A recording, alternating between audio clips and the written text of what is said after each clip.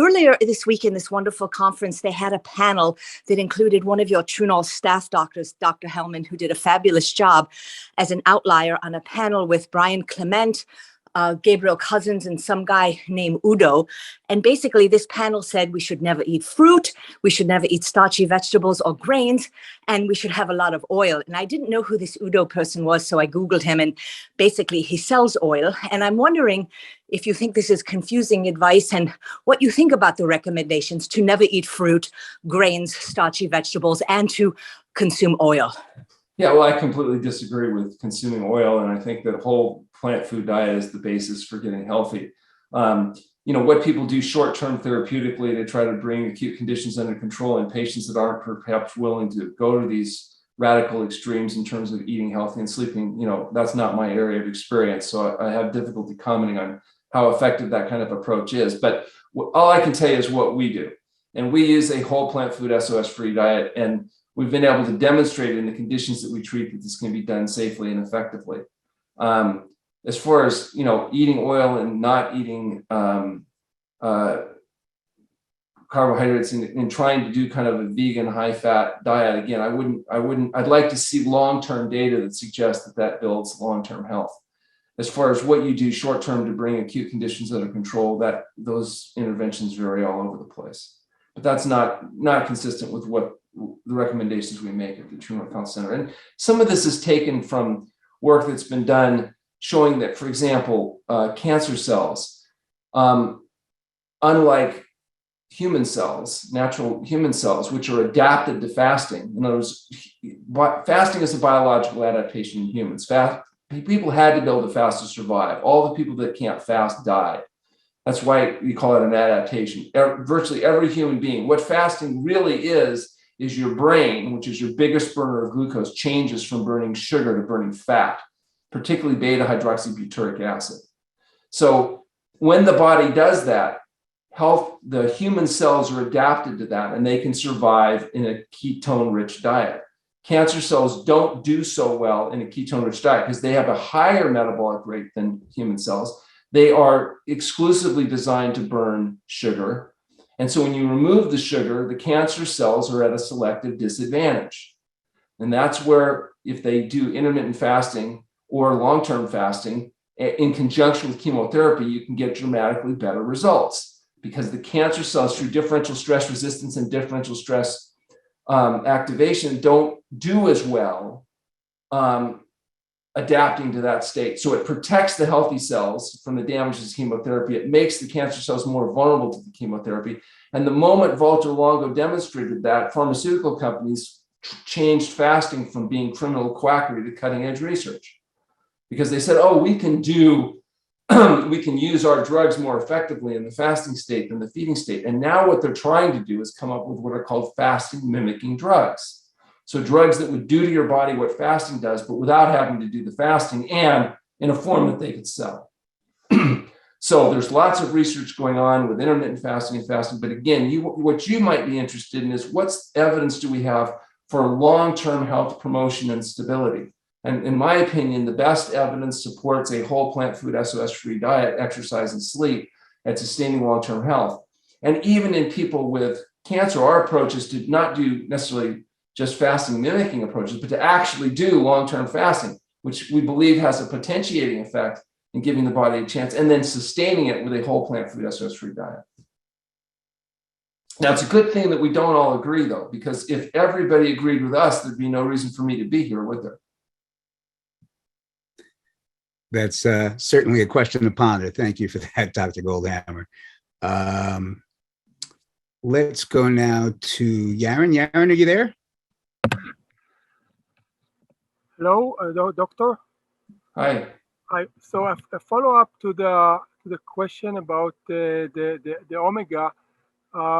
You said that you mentioned omega-3 from algae, and I read some researches that say that they have oxidation even more than fish oil. So I wonder if you know about this. And about distilled water, you mentioned also distilled water.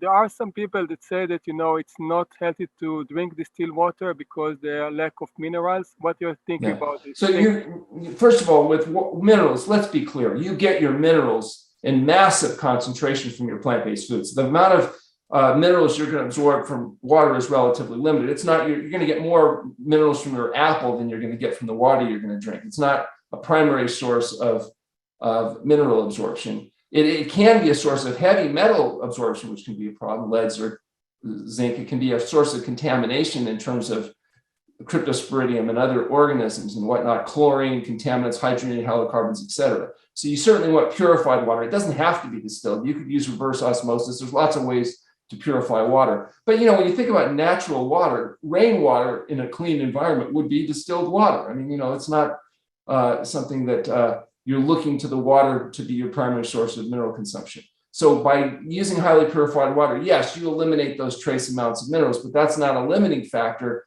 on a whole plant food SOS-free diet. It's eliminating much more risk from contaminants than some theoretical beneficial effect. And the idea that water is hungry and it's going to suck all the minerals out of your body through the intestinal mucosa, that's not really supported. In fact, you have a gradient there that your body takes things in, it doesn't push stuff out the other way because the water happens to be demineralized.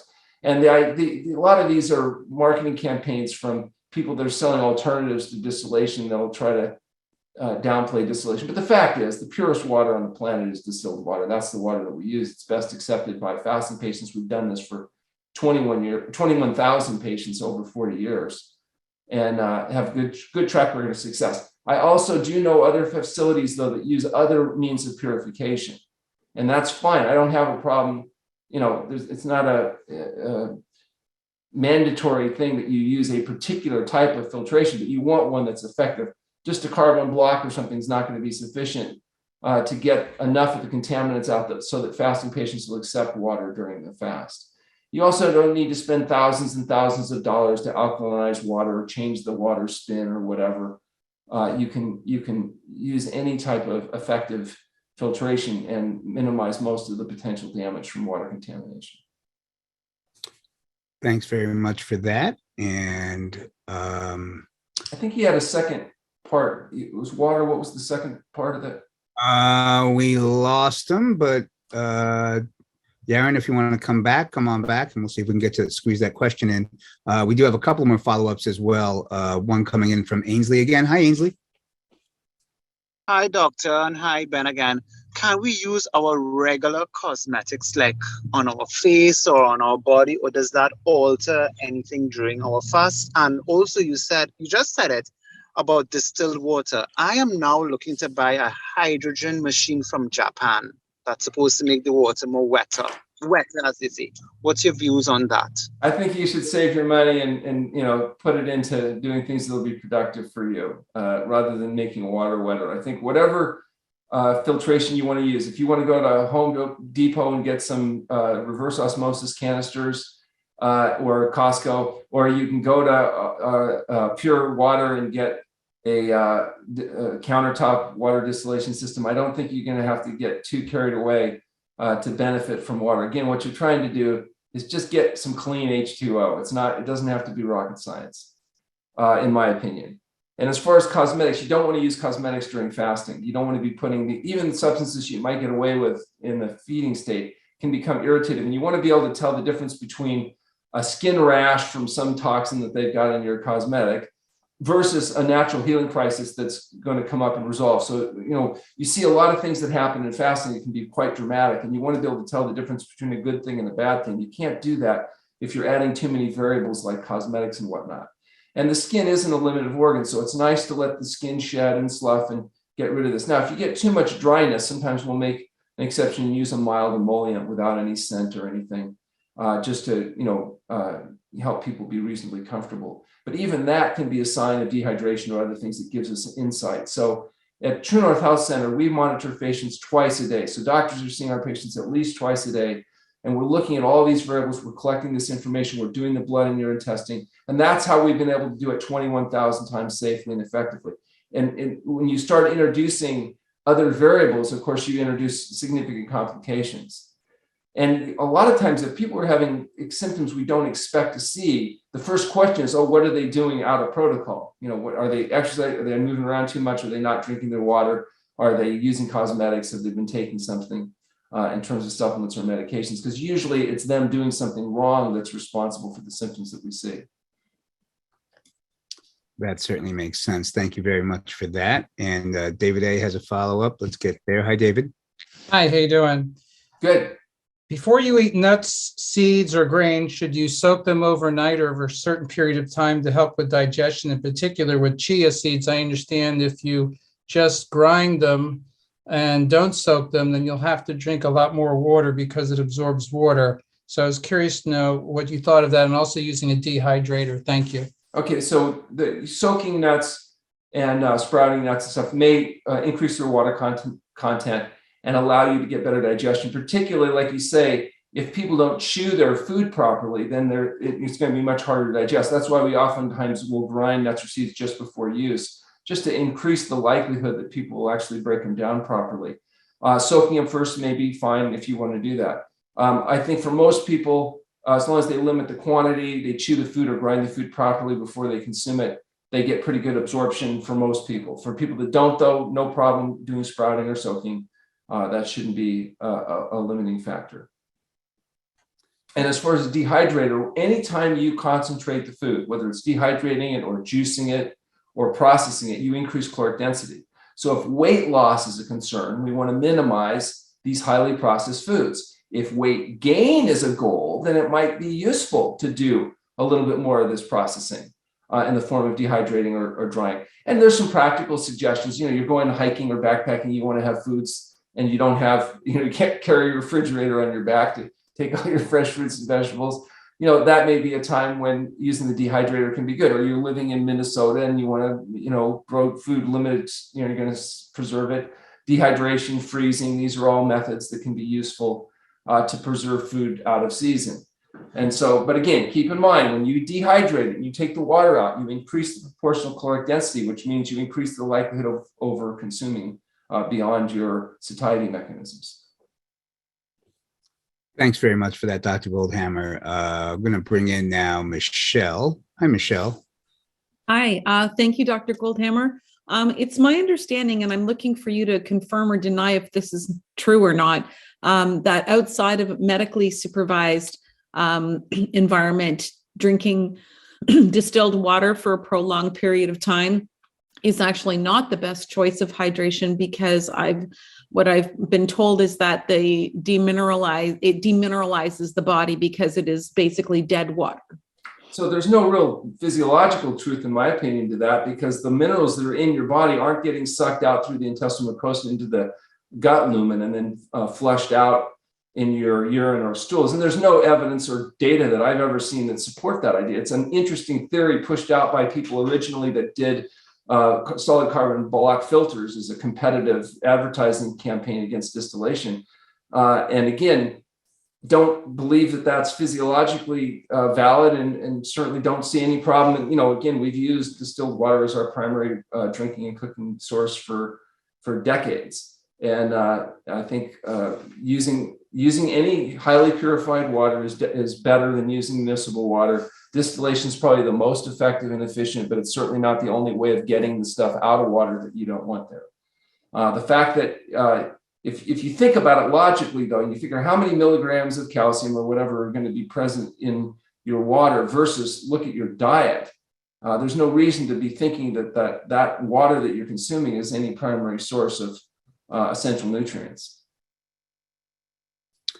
Thanks very much for that. And Gary has a question. Let's go to Gary real quick. Hi, Gary. Oh, hello. Dr. Goldhamer, I was wondering if you wanted to do some limited type fasting at home, say a 3-day water fast or a week on fruits and veggies. What do you think about using an herbal laxative the night before and or Epsom salts added to your bath? Yeah, I think it's a really bad idea. Again, you don't want to irritate and stimulate the bowel unless necessary. What would be better to do is fast every day for 16 hours. And then if you want to do a longer period of fasting, make sure you're a good candidate for that. So a history exam and lab, but then, and that when you fast for any time over 16 hours, that you're taking it easy and resting and being smart about it. And don't stimulate your bowels by taking an irritant. Instead, eat just fruit, salads, and steamed vegetables for a couple of days, and your bowels will work hopefully properly without having to be irritated. And then you won't have sluggish bowels post-fasting to lead to complications and problems. So I think that's a much better strategy. It works well for us, even in people that have long histories of difficult bowel problems. I think there's a few mistakes that people make when they fast at home. If they don't make these mistakes, it can be done safely and effectively. The one mistake is some people fast that shouldn't fast because their history exam and lab suggests they're not good candidates for fasting. They're on medications. They have had recent MI. They're on anticoagulant therapies because of myocardial infarction or pulmonary embolus, or they've got a history of recent stroke. They have problems with kidney function, or they have difficulties that contraindicate the benefit of fasting. They do the fast, but then they don't rest during fasting, so they dehydrate. They're too active. They don't realize the vulnerability they're in. And then they go to pass urine or have a bowel movement during fasting, they pass out, crack their head, and it gets to be a problem. Whereas that could have been avoided if they were just aware of, the fasting processes. And then the biggest mistake people make fasting at home, they might rest, have a good fast, but then they refeed too aggressively. And it's very difficult not to do that because your brain is saying, oh, good, it's time to eat again. This may be our last chance for a while, eat more. And so people overeat, and if they've done a long fast, they can actually get very seriously ill and refeeding syndrome, end up in the hospital and have a mess.